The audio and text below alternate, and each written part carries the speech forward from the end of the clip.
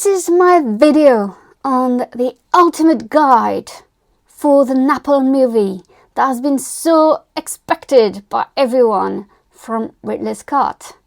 This is a video that combines all my other videos on Napoleon. I've done 2 movie trailer reactions, first one and the second one. I've made also a video about the coronation scene that I'm going to expand a little in this video ultimate guide for you. And I've also made a video on Josephine and Napoleon, the ugly truth about their relationship, what they don't want to show you, what they don't want you maybe to know, because it's complex, because it's a bit dark, but it's also a bit toxic. But there are elements of love between Napoleon and Josephine. I don't think we can really just discard this and say that's not true. And there's obviously a video on the real history of Napoleon. I will put down below all the time. So if you want to skip, to a particular part of my video, please feel free to check, the time down below in the description box. I'm so happy to make that video because I'm also going to react to other scenes that have been released slowly by Apple. I think it's so great. And I also want to talk to you a little about representations and perceptions, because I hear lots of comments about people who are not happy with Joaquin Phoenix playing Napoleon. He's too old, he's too grumpy, he's too moody. And I think I see the points that are coming here, but I wish as well that people realize that people have different perceptions.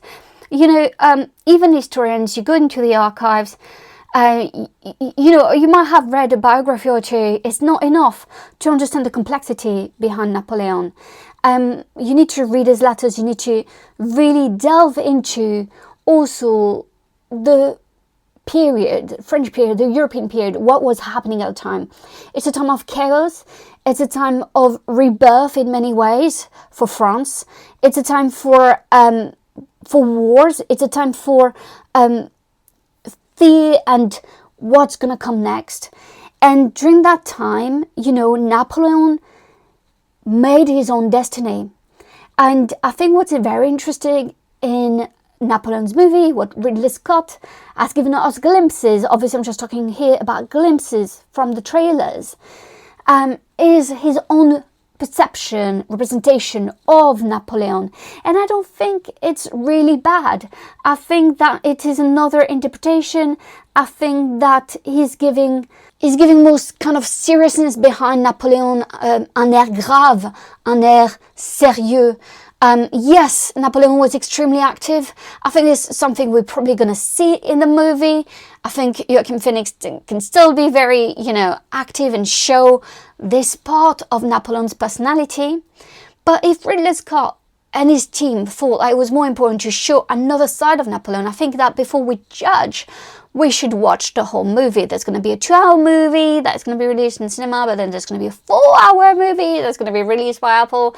So much to discuss. And also to remember that Napoleon is a very complex figure.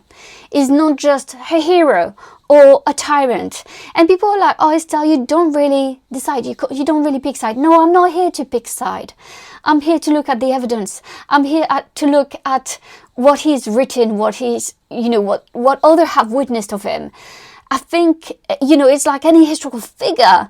You see different glimpses. If you look, for example, if you know me, I'm a huge, I'm a Tudor historian. I'm a huge Tudor fan. You look at Anne Boleyn. You look at what Thomas Cromwell and Shapley have written about her. She's not the kind of person you really want to sit down and have a cup of tea with. You know what I mean? But if you look at other type of writings, if you look at the French writing, if you look at the little things we have of her, if you look at how Elizabeth I, her daughter, remembered her, then you have a total different woman. And I think it doesn't mean that one isn't true and the other one is true. And it just means that there's a complexity. Even us, as people, we are different and we have our own sides. And I think that's why it's very interesting to watch this type of historical movies. We're seeing only the perception of a team of film directors and everything. And And that's what we're gonna have a look at, right? So I hope you enjoyed this video. As I said, I'm gonna put some snippet as well of me reacting to other scenes, so please watch the video, but don't forget to look down below the description box if there's something that doesn't really interest you and you can just skip.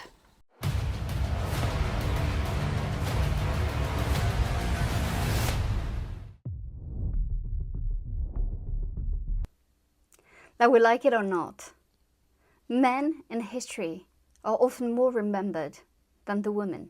There is a new movie by Ridley Scott on Napoleon Bonaparte. Napoleon is one of the greatest chief commanders that has ever lived. He had amazing military skills. This is something that we cannot deny. More than that, he has more documented victories than any other battlefield commander in history. Napoleon is from Corsica, mid-gentry part of France. He is not born to rule. He is not born for glory, and yet he is going to rise to power. He is a very opportunistic man. And what I love in this trailer is that we start his story with the French Revolution. No doubt you've seen the chaos in the streets. We must make an example, or France will fall. What would you do if this assignment of defense was transferred to you? What I don't really like, though, is that we don't, from the trailer, obviously I hope in the movie it's more in detail, but in the trailer we don't really show the strong relationship between Napoleon and Robespierre. These two men have lots in common in terms of ego, in terms of ambitions, and in terms of tyranny. Mostly the difference between them is that I believe that Robespierre really tried to change things for the best, but everything went really badly very quickly. Napoleon, I think, was really following his ambitions for glory only.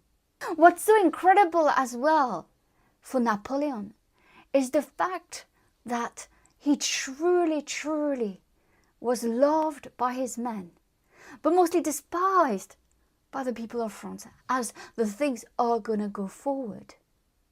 I love the scene where he is crowned, because he did crown himself. Shall we vote?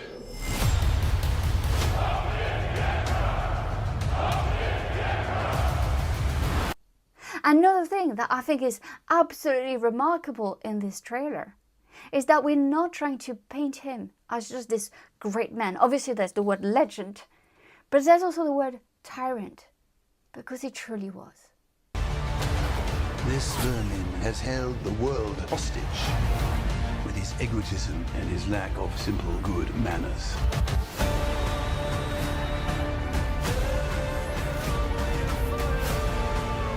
You think you're great? What I really like as well is the fact that there's this woman who plays an important role in his life. And she reminds him in a scene that I find plausible. You're basically nothing without me.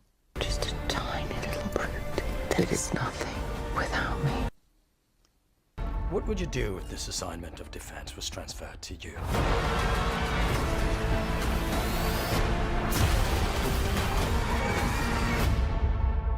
I promise you brilliant successes. In the trailer, we have Napoleon saying that he promised brilliant successes. And it's a line that I find really interesting, because it's a line that I can't really see Napoleon say to someone else. I think that, yes, he would get victories. But I think here, the success had to be for himself and not for someone else. And that's really the rise of Napoleon, is like how his men follow him almost blindly, how they admired his military genius. And what is really well done in this movie is that we do have a clear idea of what's going to happen. I mean, the work of Ridley Scott here is unbelievable, and he's very good at it, obviously. I mean, there was Gladiator before, like there were so many good movies that are so epic. The fact that here he decided to have this movie on such a controversial figure like Napoleon, an emperor who crowned himself a tyrant, who really oppressed many people and who tried to conquer as many territories as he could with very little care for the people he met. It's really with Napoleon, and I think this movie is doing that well. You see that he's just driven by glory and success, which means that he shows very little care for anyone else's well-being, and let's forget about the Commonwealth altogether. So I think this trailer is very promising. I think there will be a lot to unpack. It will be interesting to see if it's historically accurate. I think it will be very interesting to see what the historians of the period have to say. As a French historian and as a French citizen who grew up in France, I think the trailer gives kind of a good representation of who I mean, obviously we're trying to find the man legend, and I think here it's a kind of a PR move, if anything. But I don't think he's just portrayed as this great man. I think he's portrayed as a man who's completely consummated by power. No doubt you've seen the chaos in the streets. We must make an example, or France will fall. This representation of Marie-Antoinette is so wrong, if it is Marie-Antoinette. I like the fact that she looked a bit defiant, but that would not be historically accurate. She was extremely scared. She left 2 children behind. I don't think Marie-Antoinette was that proud and fearless, and she had no reason for it. She was humiliated. The accusations against her were actually awful. Incest with her son, very disgusting and disturbing thing that never happened, and she didn't really deserve any of this at all. So here obviously starting the Napoleon trailer movie with this is a bit kind of it doesn't really work. I suggest you take the throne as a king. Holding on. Shall we vote? So obviously here, that scene where, I suggest you take the throne as king, and he says, shall we vote, is obviously very ironic. It's a glimpse as well to explain to you that we came from a French Revolution, we came from a republic. Napoleon embraced that type of rulership. And what I like as well is the fact that we have a glimpse here. It's a glimpse, it's trailer, right? But we have a glimpse of Napoleon being really liked by his men, having the support of his men. And when he said, shall we vote, very ironically, he's obviously grabbing power by force. But in his mind, he saw it as a necessity. It was such like a massive circus at the time. And, when you think about the French Revolution, when you think about any revolutions, you just replace an elite with another. And for Napoleon, I think he was tired of listening to people who were only political leaders, had no experience in the field, had never, risked their lives. He said, people in power only see me as a sword as well. He probably thinks that a sword should be ruling because the sword is defending, the nation, the people. So here I thought it was so well done as well, because it gives the impression of arrogance and ambition, but actually when you really think about it, there's more to it. Wow, there is so much to unpack on this first clip for Napoleon the movie and Napoleon's coronation.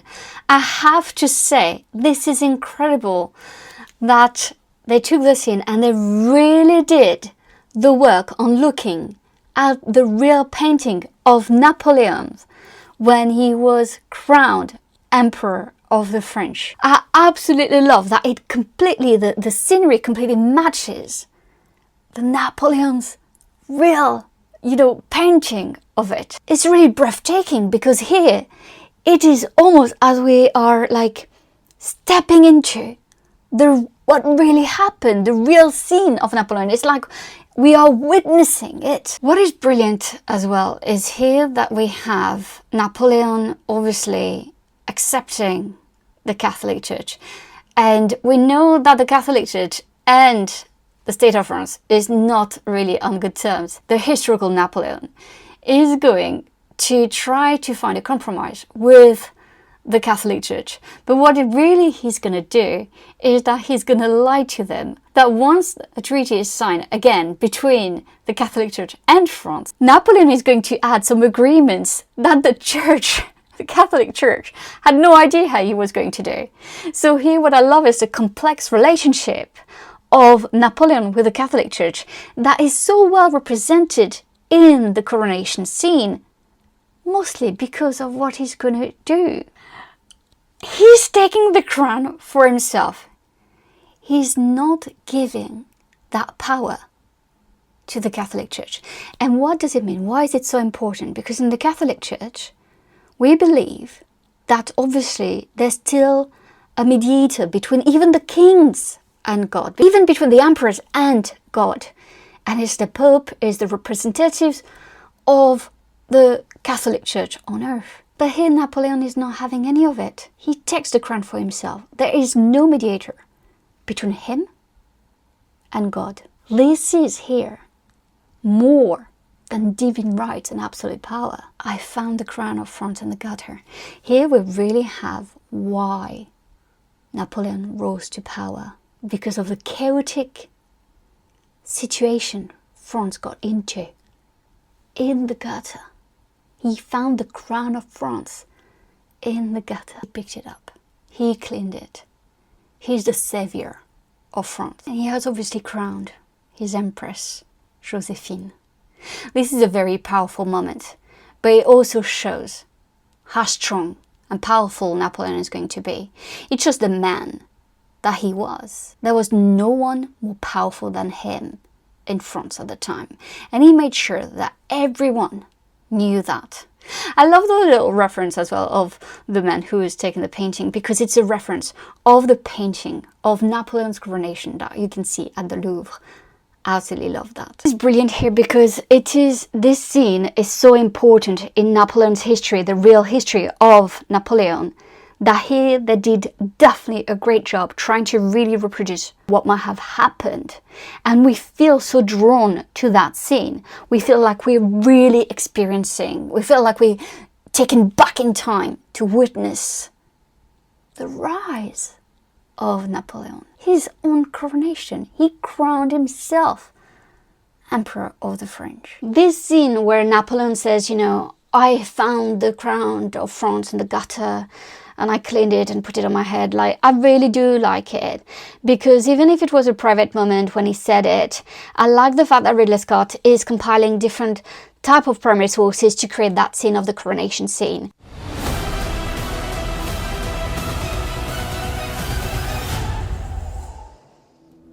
General. We are discovered. Good. Wait! Nice! It's a trap! Retreat!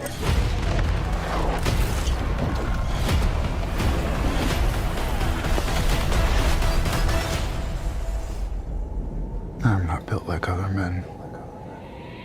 Generals gathered in their masses. Move along now! Those in power only see me as a brute, unfit for higher office. Just like witches at black masses. But I follow in the footsteps of Alexander the Great and Caesar. Evil minds that plot destruction. If you look down, you'll see a surprise. Once you see it, you will always want it. Sorcerer of death construction.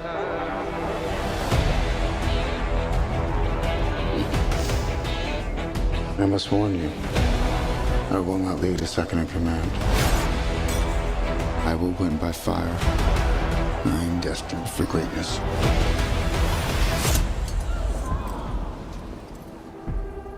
I found the crown of France in the gutter and placed it atop my own head.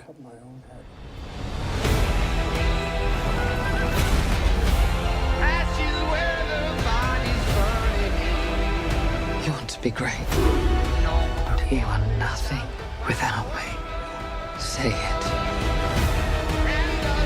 I believe I speak for all of us. We will all sleep again without this vermin. Whose country are we in?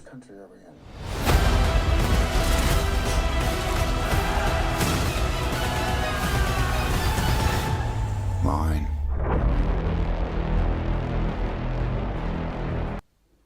It's good.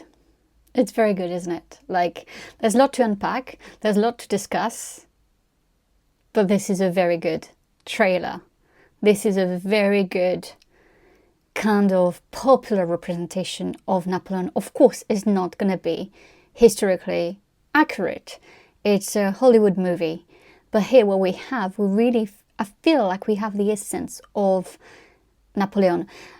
Some of you are going to tell me, yes, but you know, the actor is too old, there's some stuff that are not historically accurate, and we're going to unpack all of this. And I agree with you, like, the actor is too old to play Napoleon, but at the same time, he's so charismatic, he's so talented, that I think it's fine, really. I don't see really the problem. He's so good at bringing back Napoleon to life, is really good at bringing back the essence of Napoleon. What are we trying to achieve in a historical movie or historical TV show? We're trying to get these historical past figures to give you glimpses of their lives. We can't tell you all their lives in 2 hours, 3 hours, 10 hours, 20 hours. You have to realize that just to write a book, it's hundreds and thousands of hours of research and of hours. So obviously you're not going to get that in one movie.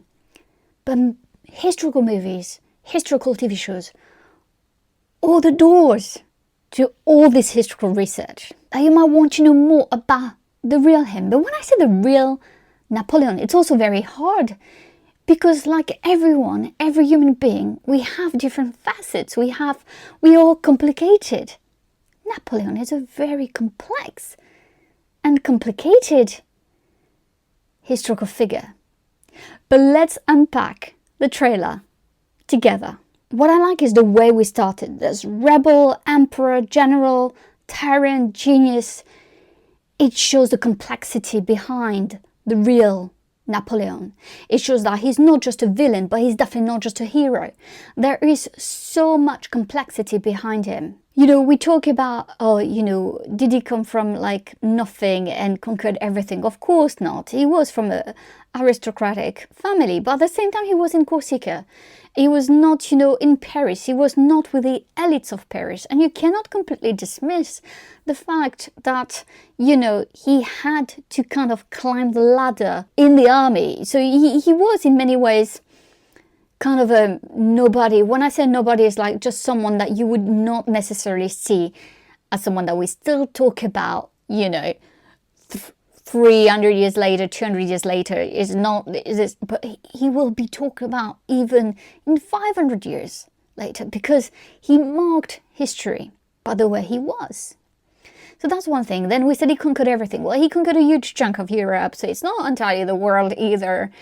But you have here the seeds of ambition, the seeds of someone who really wanted to mark its time, and it's what he did. That first scene, really, where we see, General, we are discovered, and Napoleon says, good, like it's what he wanted, it's what he planned.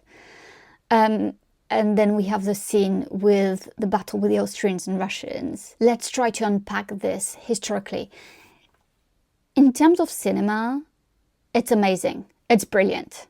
I mean, the scene is so breathtaking. You're in the middle of the battle. Honestly, I can't see how Ridley Scott could have done a better job at portraying that scene.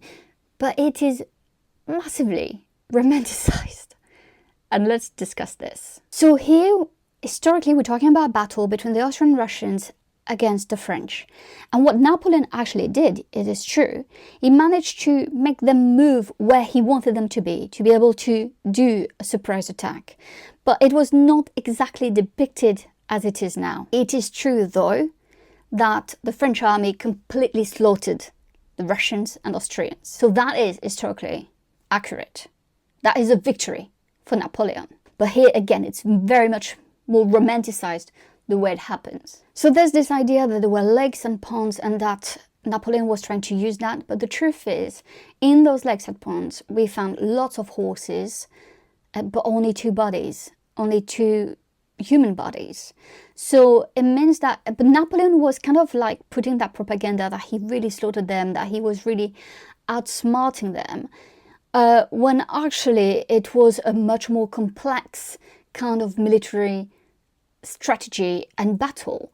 And so here it is a bit kind of like simplified. That scene just shows that battle, that real battle, where Napoleon is a victor, kind of more, as I said, romanticized, but also simplified, just to try, I think, to give people a glimpse of Napoleon's genius. Because it's hard to make people understand what kind of military genius he was if you can't see it visually.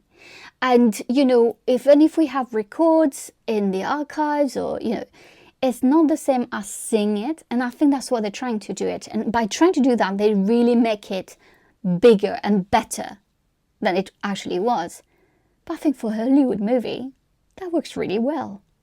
I'm not built like other men. So this line, I'm not built like other men, I really love, because it plays with the idea that Napoleon was extremely arrogant. And of course he was extremely arrogant. Wellington was. Any kind of very strong military leader or just leader, political leader, had to be arrogant. You had to be arrogant to be like a colonizer, you know, a conquistador, or like, you know, when you want to mark history, it comes from your ego, doesn't it? But like to make him say it, I think here we're again exaggerating that part of him. And obviously, I don't know if we really would have said that, because you have to be aware of your audience when you say stuff like that. So I think here there's a bit of exaggeration when it comes to Napoleon's arrogance, but it works for the movie. Definitely does. Move along now. Okay, so here the other scene is in Toulon, when Napoleon has to prove himself, basically. He has to show that he can be a military leader. Here, you know, it's a bit funny the way it is shown, the way it is depicted.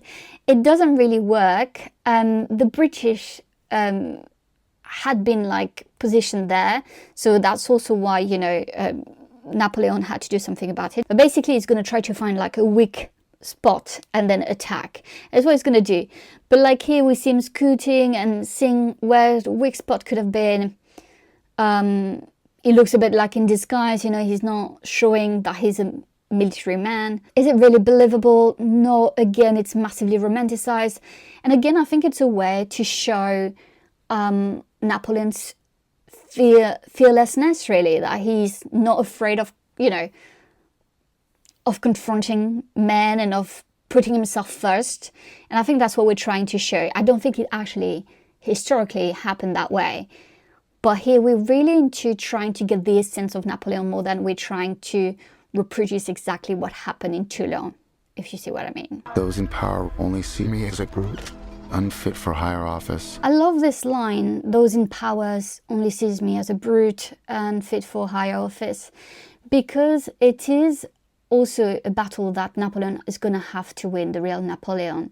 And the fact that it's going to take him longer than he would have liked or wanted to show that he was not just a military leader, but also wanted to be and could be and was going to be a political leader. But I follow in the footsteps of Alexander the Great and Caesar. Evil minds that plot destruction. Here we are in Egypt, and again that scene has lots of problems. Even the first trailer, you know, we see Napoleon firing at the pyramids. That never happened.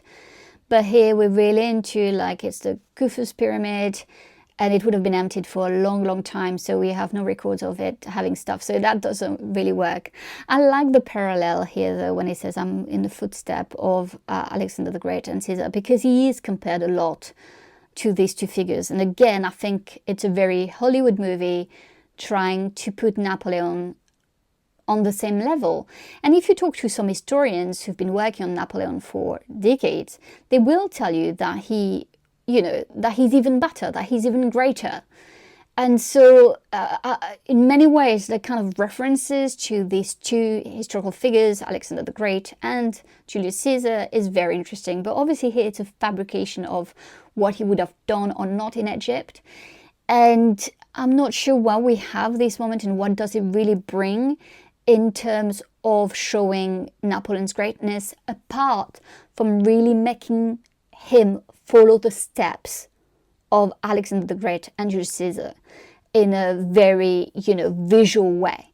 Not just someone who has to dream of being like them, but someone who went when they were and stuff like that. So I think that's what they're trying to do, and that's why there's so much fabrication and there's so much like historical inaccuracy in those scenes. And I think we have to brace ourselves for lots of historical inaccuracies when we watch these scenes once the movie is out. If you look down, you'll see a surprise. Once you see it, you will always want it.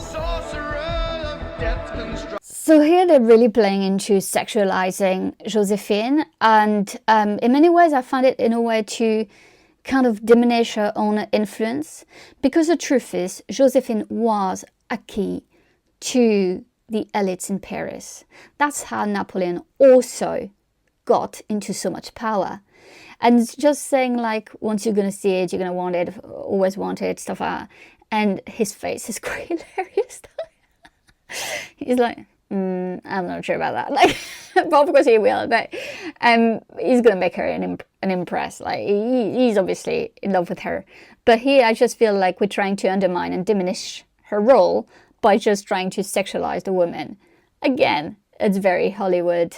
I don't know if she would have said something like that. I don't think she needed that. I think her influence was much more, the interest was also much more political than sexual. And it's why you have to remember, even I work so much on royal mistresses and stuff. The royal mistresses that stayed for a long time in favors were the ones who had political influence, wealth, connections, not just the ones who were throwing their whatever at the king's face.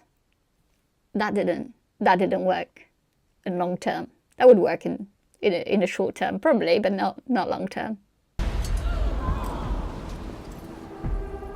I found the crown of France in the gutter and placed it atop my own head. Obviously, there's the coronation scene that I already reviewed, so please check my video on this. But I really liked, and I'm going to say it again, that at least they really used the painting from Le Louvre, the historical painting of Napoleon. Like you are like almost witnessing the coronation of Napoleon. And yes, he takes the crown for himself. He crowned himself. He's going to crown Josephine.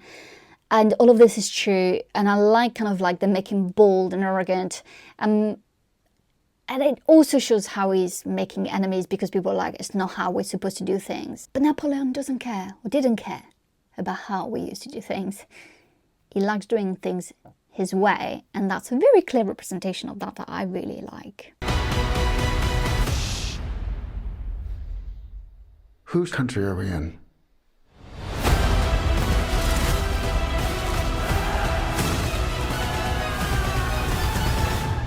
Mine.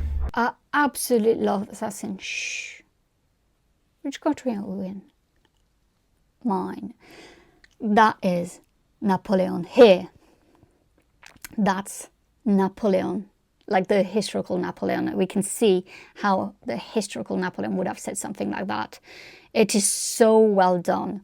Overall, I really think that this trailer and this movie is going to be epic for what it is, a historical movie. I hope that it will make you want to learn more about Napoleon, learn more about the period, learn more about French history, how he got there. But you have to, look at the French Revolution and everything else. But I think here it is quite an epic movie that really wants to play with the different facets of Napoleon. He's not just a tyrant, not just a murderer, he's complex. Is it a hero? I don't know, some people could see him as such, but really, he definitely shaped French history, European history, and he marked French and European history. This is not something that can be contested. This vermin has routed Europe. I follow in the footsteps of Alexander the Great and Caesar. Will you join me? We have like here in the same kind of minute, he's a vermin, you know, he's doing so much bad things in Europe. Then we have him saying he's following the step of Alexander the Great and Caesar. And then you have, will you follow me and his men, loyalty of his men. All of this, like, sending you different messages, but also showing you the complexity, showing you that for some people, Napoleon was obviously the enemy. And he was not appreciated by all. And I think it also comes from a lot of maybe even jealousy for not being able to be someone so ambitious, to be someone so fearless. You know, that's what I think. I think that when I think about Napoleon, I really think about him being fearless. And I think it's very interesting. You know, I discuss in my, so please check the segment on, it's at the end of the video on Josephine and Napoleon, because I discussed a letter he wrote to his brother Joseph, where he said he's 29 and he feels kind of empty. And it's obviously linked to his relationship with Josephine, but it's also like, it shows that there was a struggle inside him. That it was not that easy, you know, like success or whatever you want to call it is not linear. And I think it's not smooth. And I think Napoleon is a very great example of sharing sometimes this type of feelings that even ambitious, great men, you know, however you want to call it, are still human beings with emotions. And I think that's very interesting to see that side of him as well. If you look down, you'll see a surprise. Once you see it, you will always want it. You know that I will never forget the little visits. You know, the little black forest. I kiss it 1,000 times and wait impatiently for the moment I will be in it. To live within Josephine is to live in the Elysian fields, kisses on your mouth, your eyes, your breast, everywhere, everywhere. That is one of Napoleon's love letters to Josephine. We've seen in the trailer of Napoleon movie that Josephine plays a big part in Napoleon's life. I have talked in my Napoleon movie trailer number 2 reaction how I thought that Josephine was sexualized. But now that I've been looking at all these letters, I would like to discuss them, to discuss the relationship between Napoleon and Josephine, to look at what is represented in these trailers of Napoleon movie, but really to look at the history behind those snippets of Napoleon and Josephine. So let's dive in. At the end of his life, Napoleon allegedly said, France, the army, Josephine. 3 words that contributed to mythologize and create a legend around the relationship between Napoleon and Josephine. She was his wife for 13 years. He made her Empress of France. He has sent her passionate letters when he was in Italy in a military campaign. These letters are full of love and eroticism. However, when we really look at the evidence, it seems that the legend of the great love between Napoleon and Josephine, and here I'm not saying they didn't exist, I'm saying it was extrapolated. When we really look at the evidence, we can see that it was extrapolated. We can see that it was also about propaganda. As I said before in my reactions to the Napoleon movie trailers, Josephine was a key for Napoleon to be introduced to the Parisian elites. I also believe that there was lots of infatuation between the two. You can't deny this when you look at the passion in Napoleon's letters for Josephine. But I think the relationship is more complex. And when you really look at all the letters that Napoleon sent to Josephine, it is not just about passion. There is a lot of toxicity. It was said when Napoleon was fighting the wars and winning his battles, Josephine was his sweet lover, his sweet wife, waiting passionately for him. That's the propaganda, that's the myth around Josephine. Josephine was not a perfect woman. I don't think anyone is perfect anyway. She had her own desires, she had her own agency, she had her own influence. She's also a very much complex character, and I hope that in that movie, Napoleon movie, we see that as well. We see the complexity behind that woman who really seduced Napoleon, but who also had her own agenda. I think it's also important to remember where they met, actually. And they met in the busy libertine salons of 1795, when the burning zeal of the French Revolution had already died down a bit, and a new aristocracy was still doing more or less the same things the old one had done. You know, you just replace one elite with another. Napoleon was 26 years old, and with lots of talent, probably more talent than money and wealth and connections. Josephine was 6 years older than him and had become, after her husband, Viscount Alexander de Beauharnais was guillotined, one of the best-known widows in Parisian society. A very wealthy woman, a very well-connected woman, was meeting a very talented military man. Everyone around here. What is this costume you have on? This is my uniform. I led the French victory at Toulon. What is your name? Napoleon. Has the course of my life just changed? There is no doubt that when Napoleon met Josephine, he was completely fascinated and infatuated by her. In just 6 months, he married her in a civil ceremony at Paris City Hall. On the marriage certificate, both lied about their age. She took 4 years off, and he added 1. Because obviously there's this complexity as well of always having the woman older, and I think not to want to look that much older. But it's quite funny that they did that it mattered to them, you know, in the 18th century, you know, late 18th century, early 19th century. I think it's quite interesting, and I think it quite reveals as well about the dynamic between them and in their relationship. Only 2 days after the wedding, Napoleon had to leave, and he was in command of the army of Italy. There are rumors that once he was over there, Josephine was unfaithful to him and took many lovers in Paris and enjoyed her life there. That's where we have lots of letters about them, and it's very complex on how he talked really to Josephine and what he told her and what he said to her.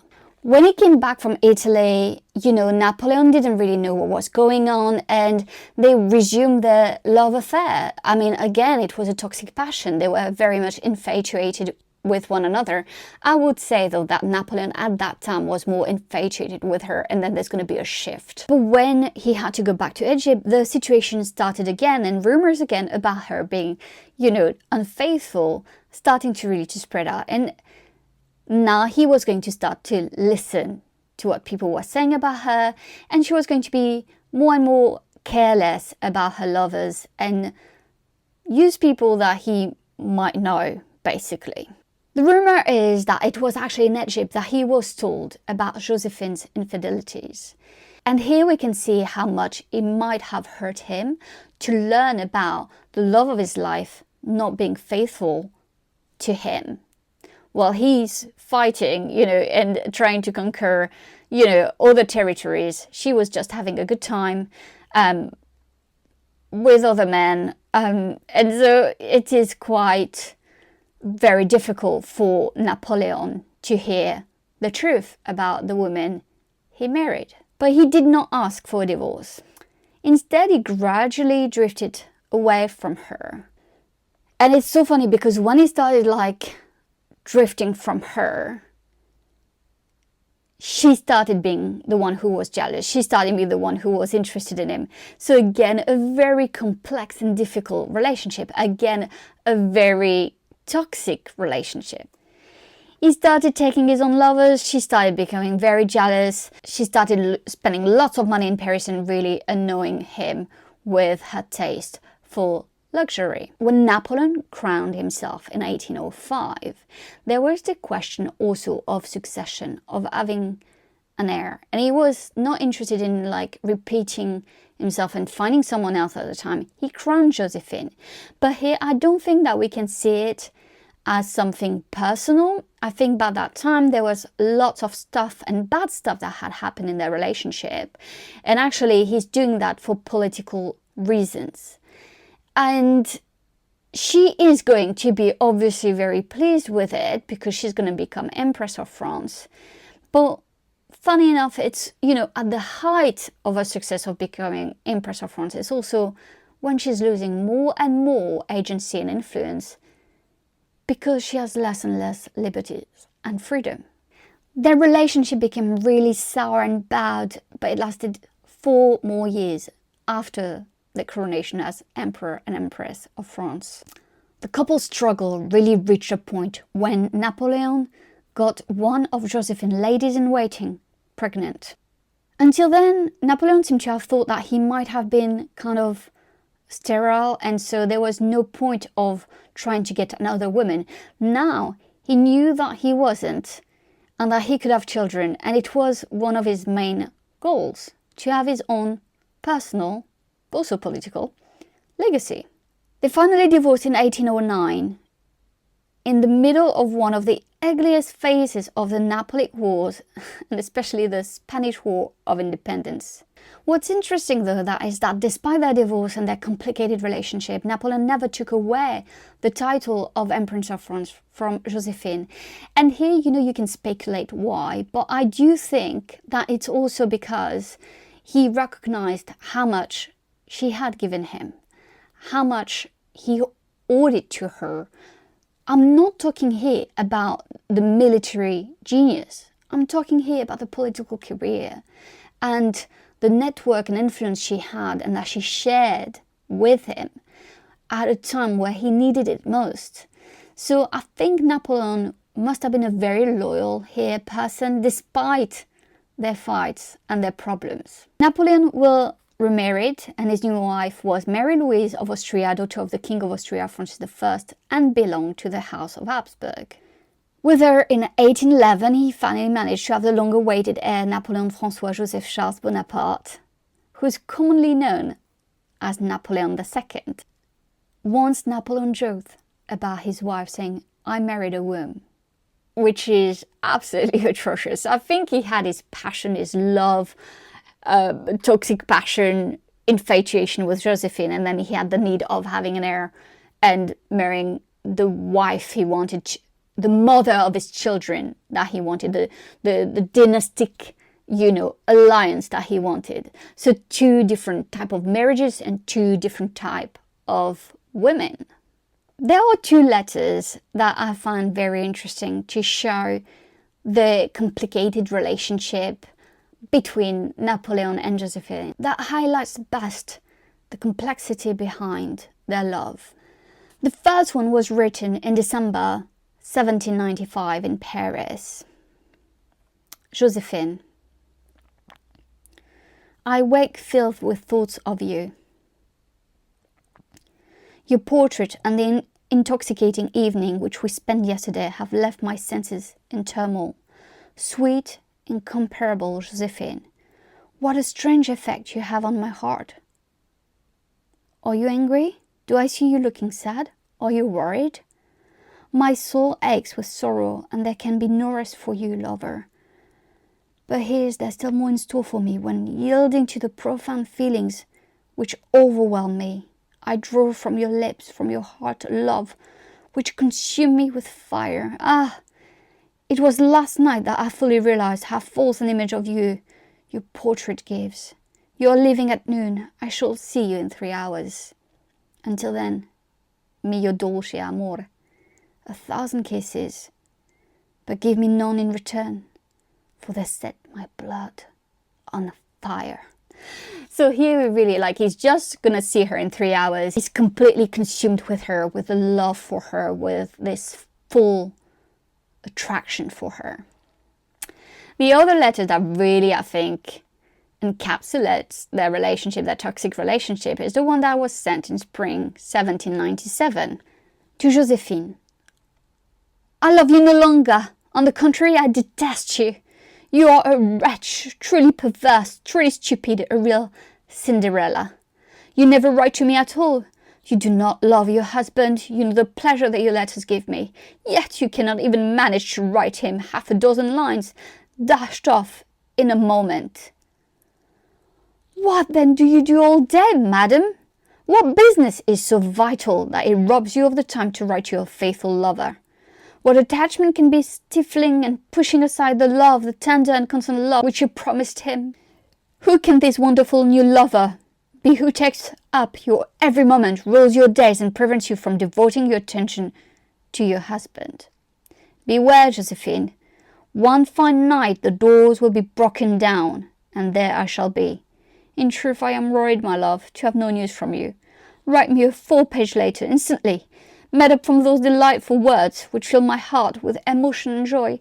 I hope to hold you in my arms before long, when I shall lavish upon you a million kisses, burning as the equatorial sun. Napoleon. Here you see the conflicting feelings. He's he detests her, he loves her, and you see the thin line between love and hate, between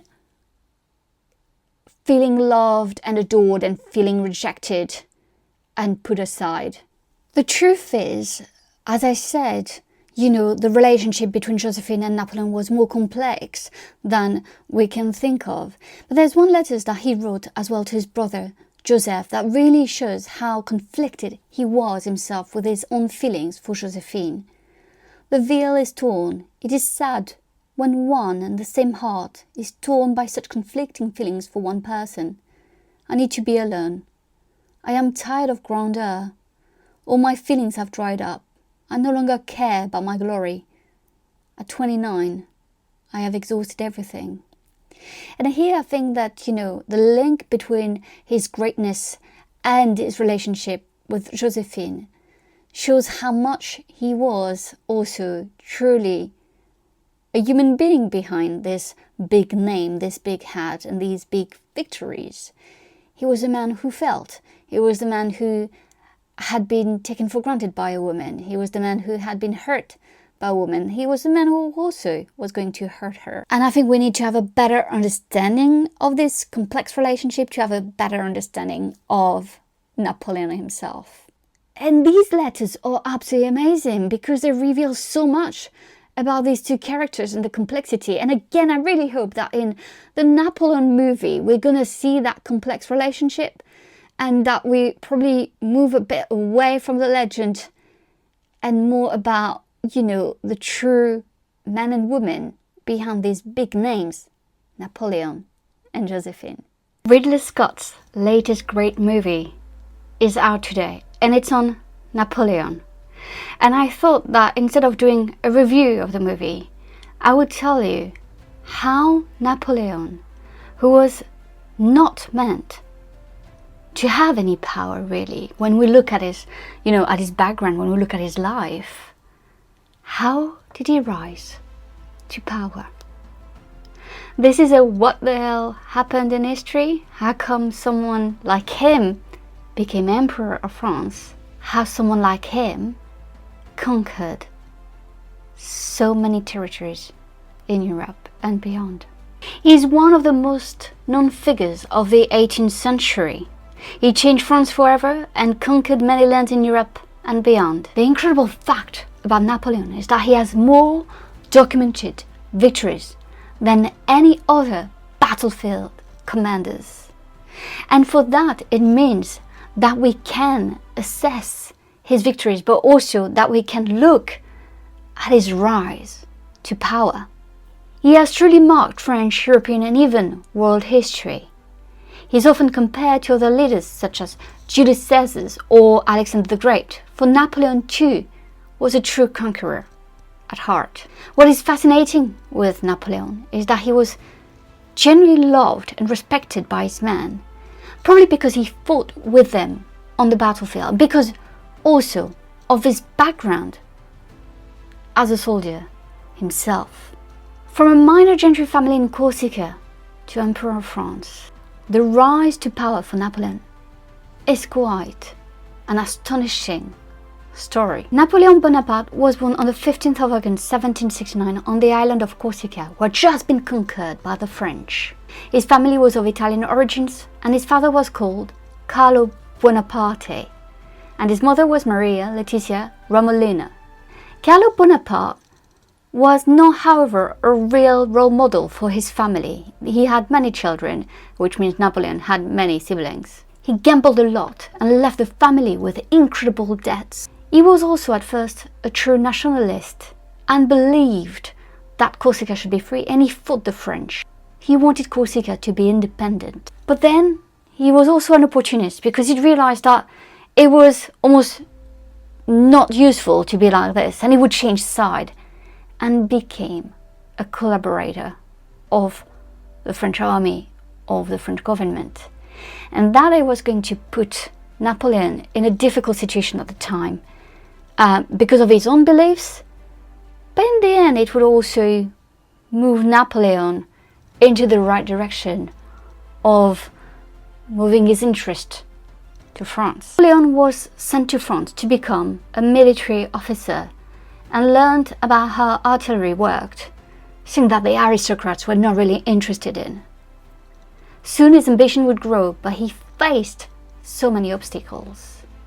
It is pretty clear that someone like him, from a humble background, would be prevented to achieve greatness. Little did he know that the French Revolution would create a momentum for him to achieve his real ambition of rising to power.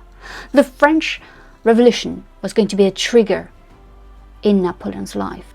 By the time in early 1780s, being unhappy in the army, he decided to return to Corsica and believe in its independence. But he's not welcomed by Paoli, the Corsican independent leader, because Paoli thinks that all Bonapartes are collaborators of France. In Napoleon, this turning moment for his life, he realized that if he wants to achieve great things, it's not going to be in Corsica.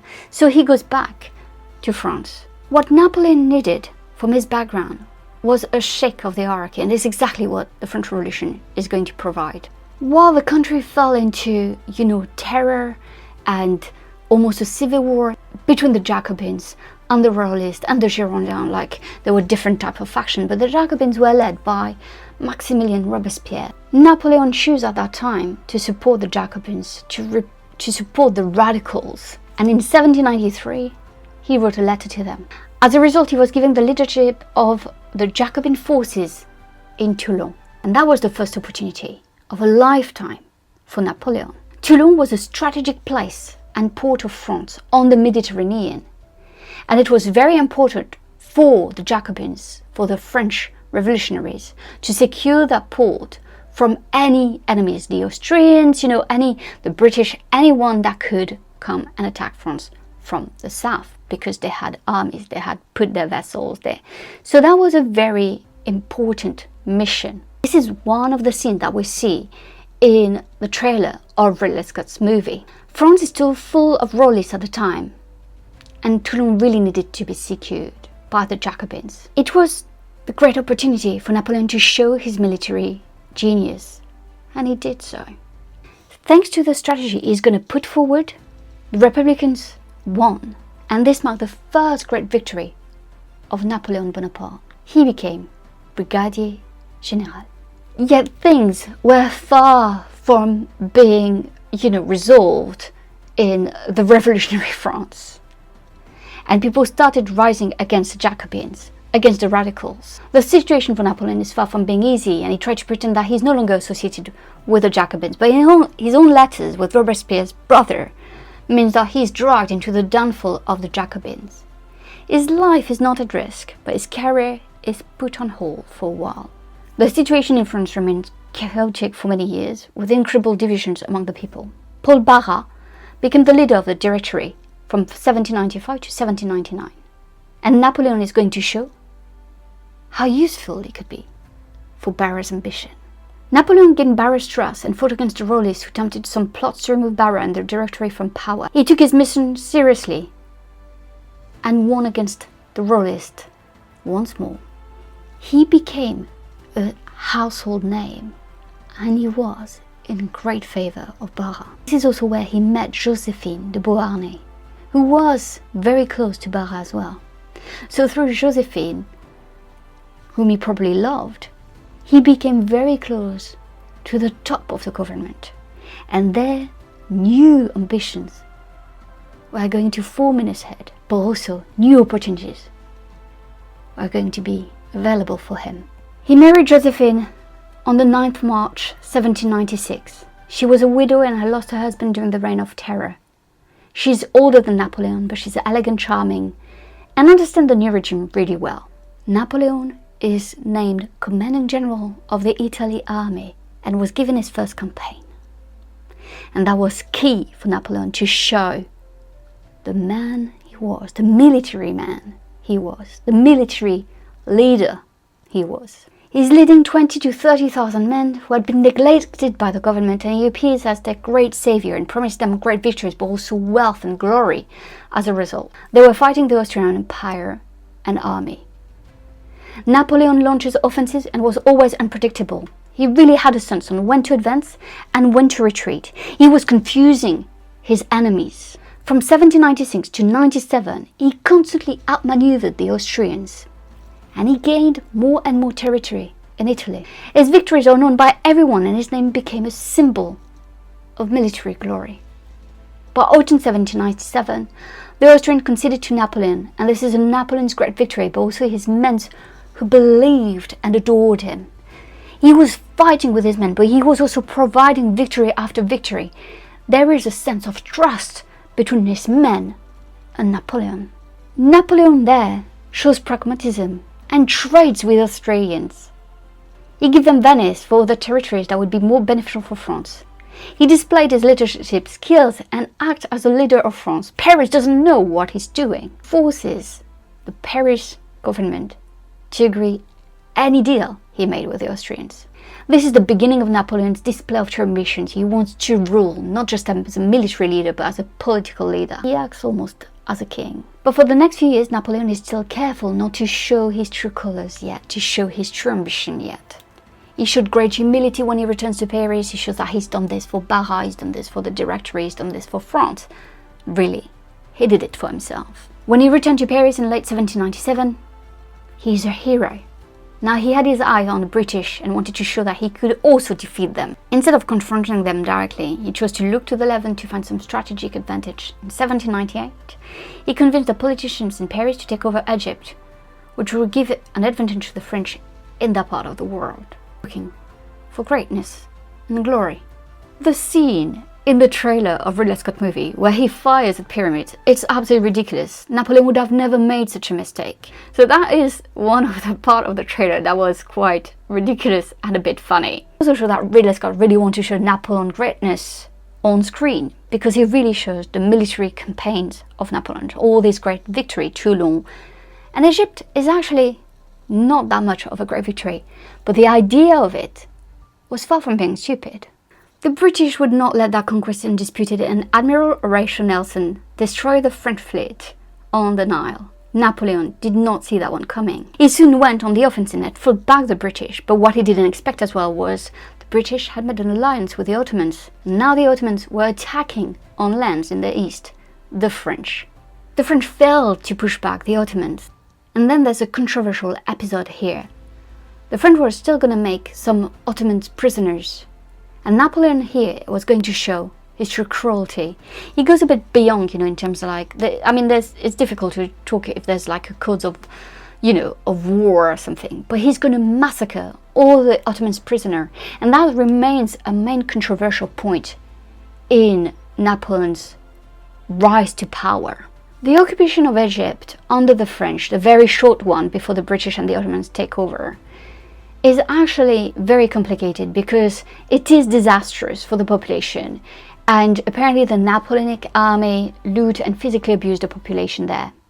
At the same time, we have rumors that he can cure the plague just by touching, like this painting that shows, him touching that person and not being afraid of plague itself. Plague was still raging at that time. For some, he's a monster. For others, he's a healer and a hero. Napoleon is a controversial figure. The Egyptian campaign was a failure, and Napoleon knew that he had to make some damage control to his reputation if he wanted to continue to succeed. He made the decision to leave his army behind in Egypt and leave for Paris with his closest associates before the government in Paris found out about the failure in Egypt. When he arrived back in 1799, he's lying to them, saying that everything is going well in Egypt. The situation for France is complicated. They have many enemies: the British, the Ottomans, the Russians, the Austrians. In 1799, there's still chaos, and people are tired of that chaos. The Directory seems to be imploding, and Napoleon is going to seize the opportunity of a lifetime, thanks to his reputation as a military hero. A coup d'etat is organized, and it becomes clear that they need a military leader. Napoleon positions himself as such. And despite few support from the parliamentarians, he is supported by his brother Lucien Bonaparte, who's a good orator and kind of a politician himself, and obviously from his soldiers, his army. They attacked the legislators, forcing them to leave the parliament, and they took over. Overall, the French people welcomed his regime as they needed security, and the 1790s had been marked by instability, rise of thieves and banditry. The army seems to be the only way to put an end to it and restore law and order. They believed that an authoritarian regime like the Napoleon one would work. He would restore the legal and judicial systems. In Napoleon's first council, he implemented a new judicial structure centralized in Paris, and the judges were appointed by the Minister of Justice, who was in Paris. So everything was controlled from Paris and from Napoleon. He worked with the papacy to restore a collaborative relationship between Rome and France, without having to give back the Catholic Church any of its money. He even tricked the Catholic Church by signing a document and then adding some bit at the end that the Catholic Church had no idea they were giving. The Napoleonic regime is conservative, and there is the restoration of old institutions that help preserve France's stability in the past. But that also meant that Napoleon went back on everything about the abolition of slavery, equal rights. The people who had to pay the price were the women, who literally had no longer civil rights under Napoleon.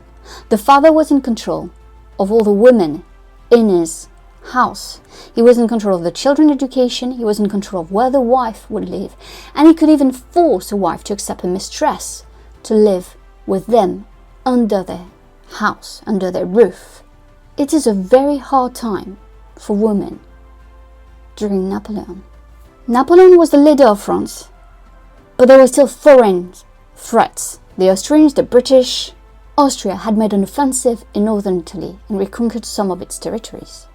Napoleon needed to act swiftly and decisively, and it's when he decided to go through the Alps to surprise the Austrians, and it worked. He caught them by surprise, and there's the Battle of Marengo. And at first it's a disaster for Napoleon, but soon, thanks to his men and General de Say, who died in battle, he's going to win over the Austrian army. And that's a very important victory, because Napoleon now discusses peace and forces even the British to come to the table. It is the Peace of Amiens that is agreed in late 1801 and will be signed in 1802. Napoleon appears as a peacemaker. He just needs some time to stabilize things in France before showing his other true ambitions. He made himself consul for life, but it's not enough. And after, he made himself emperor. Napoleon crowned himself and crowned his wife Josephine as empress on the 2nd December 1804 in Notre-Dame de Paris. Within 10 years, Napoleon came from being a nobody, a military soldier, to being the emperor of France. And his rise is not going to stop there. Now that he brought stability to France, he's going to want to conquer more territories. But here we are at the point where Napoleon is at his greatest. I hope you enjoyed that video that explains how Napoleon rose to power, and that it will give you an understanding of the new Ridley Scott's movie on Napoleon. I hope you enjoyed this very long ultimate guide video, and I'm so grateful you watched. Please comment down below, let me know what you think, let me know your perception of Napoleon. I am interested to know, obviously, what you think. Thank you so much for watching, and I'll see you next time. Bye!